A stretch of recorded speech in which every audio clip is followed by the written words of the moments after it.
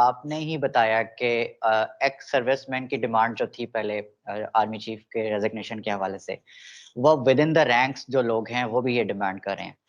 तो जी। आपको नहीं लगता है कि इससे इदारा कमजोर होगा, फिर इवेंचुअली मुल्क कमजोर होगा, इस तरह की सारा तो कैंपेन्स? अब कमजोर हो रहा है, जब खुलेआम जो काम करोड़ों अरबों रुपया लगा के हमारा दुश्मन हिंदुस्तान नहीं कर सका, वो काम जो है कुछ चंद एक फैमिली की ख्वाहिशात की वजह से वो काम हो गया।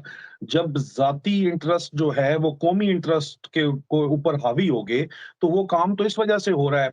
और जो मैं कर रहा हूँ, मुझे लगता है और मेरा इस पे ईमान है कि उसकी वजह से मेरे इदारे की इज्जत बन रही है, क्योंकि मुझे जो मालूमात पहुंचाई जा रही हैं वो इदारे के अंदर से ही पहुंचाई जा रही हैं। इस किस्म की मालूमात और किसी भी तरीके से नहीं पहुंच सकती।